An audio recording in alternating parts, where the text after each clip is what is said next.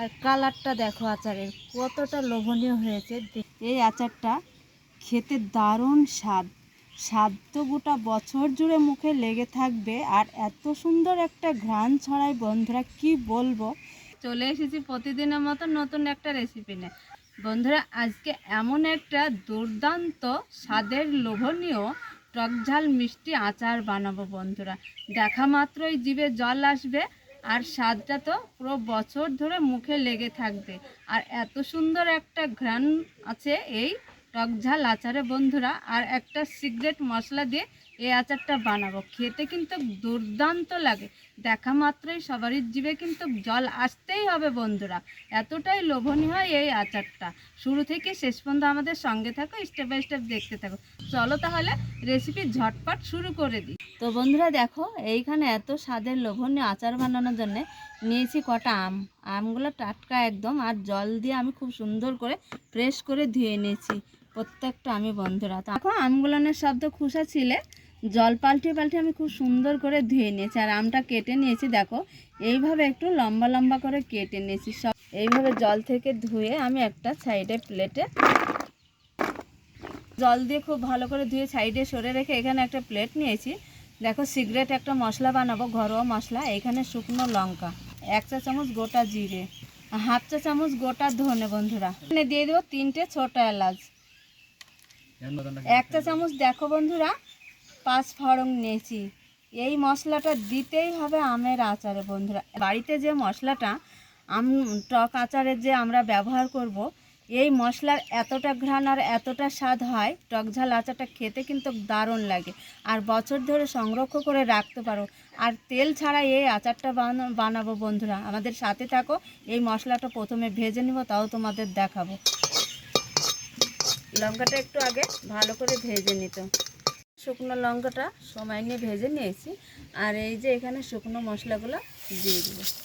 এই মশলাটা খুব সুন্দর করে ভেজে নিতে হবে, ভাজার পর একটা দারুণ ঘ্রাণ ছড়ায় বন্ধুরা, খেতে কিন্তু খুব ভালো লাগে। এই মশলার জন্যে এই আচারটা লোভনীয় হয়। মশলা যে দারুণ একটা ঘ্রাণ ছড়িয়েছে, মশলাটা খুব সুন্দর করে ভেজে নিয়েছি। এবার একটা শুকনো প্লেটে ঢেলে নেব। তেল ছাড়া আজকে আচার বানাবো এবং হলুদ ছাড়াও। এই শুকনো কড়াই আমগুলো আগে দিয়ে দিব। আমের গায়ে যে এক্সট্রা একটা জল থাকে, সেই জলটা থাকলে শুকিয়ে যাবে। এইভাবে একটু শুকনো কড়াই খুন্তি দিয়ে নাড়াচাড়া করতেই থাকলে জলটা গায়ে শুকিয়ে যাবে, একদম শুকনো হয়ে যাবে। আর জল থাকলে আচারটা অনেকদিন ধরে থাকবে না, নষ্ট হয়ে যাবে।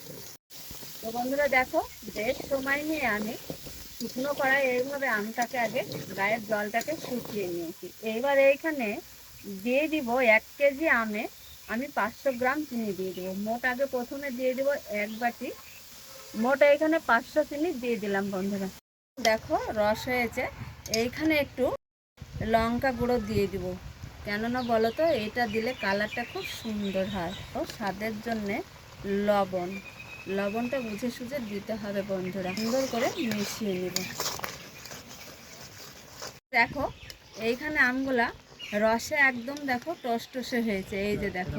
আর এই যে চিনির সেরাটা দেখো, স্রাবটা দেখো গাঢ় গাঢ় হয়েছে। এইভাবে আঙুল দিয়ে একটু দেখে নিতে হবে, চ্যাট চ্যাট করছে, তার মানে একদম পারফেক্টভাবে রেডি হয়েছে এই চিনির সিরাপটা। এই যে দেখো, এইখানে যে ভাজা একটা মশলা, ঘরোয়া মশলা তৈরি করে নিয়েছি, এইবার এইখানে দিয়ে দিব ভাজা মশলাটা। যতটা হয়েছে গুঁড়ো করার পর শিলপাটায় গুঁড়ো করে নিয়েছি, এই মশলাটা একটু ছড়িয়ে দিব। খেতে দারুণ লাগে। বাজারের যতই নামি দামি মশলা হোক না কেন বন্ধুরা, এই ঘরোয়া মশলাতে এতটাই লোভনীয় এই আচারটা হয়, জিভে জল আসতে একদম বাধ্য হয়। দেখো এইভাবে এবার খুব আলতো হাতে মিশিয়ে নিতে হবে মশলাটা। এই টক ঝাল মিষ্টি আচার এতটাই স্বাদ হয়েছে, দারুণ লোভনীয়। আর একদম কালারটা দেখো, শুধু এই যে দেখো কালারটা দেখো। আর করে আবার 2 থেকে 3 মিনিট চুলায় বসে রেখেছিলাম। এবার দেখো নামাবো, হয়েছে একদম পারফেক্টভাবে রেডি হয়েছে। নামিয়ে ঠান্ডা করে তোমাদের দেখাচ্ছি। তো বন্ধুরা টক ঝাল মিষ্টি আচার একদম আমাদের রেডি।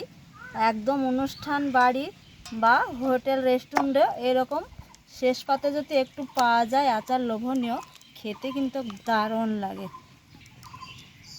আর কালারটা দেখো আচারের কতটা লোভনীয় হয়েছে, দেখতে দারুণ, খেতে জবর স্বাদ, খেয়ে কিন্তু জবর শান্তি। আর এতটাই লোভনীয় হয় এই আচারটা, খেতে দারুণ স্বাদ, স্বাদ তো গোটা বছর জুড়ে মুখে লেগে থাকবে। আর এত সুন্দর একটা ঘ্রাণ ছড়ায় বন্ধুরা, কি বলবো, খেয়ে তারা ভুলতে পারবে না কখনো স্বাদটা বন্ধুরা।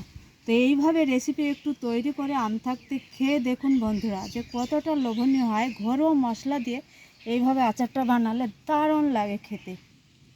তো বন্ধুরা, আজকের এই টকঝাল আমের মিষ্টি আচার তোমাদের কেমন লেগেছে? যদি ভালো লাগে অবশ্যই তোমরা একটা লাইক আর একটা কমেন্ট আর বন্ধুদেরকে শেয়ার করতে যেন ভুলো না। এই রকম আচার এতটাই লোভনীয় হয়, জিভে একদম জল এসেই থাকবে বন্ধুরা। রেসিপি ভালো লাগলে অবশ্যই তো জানাবে। রেসিপি শেষ করছি, পরবর্তী রেসিপি নিয়ে তোমাদের সঙ্গে দেখা হচ্ছে। যেখানেই থাকো ভালো থাকো, সুস্থ থাকো, তোমাদের টাটা।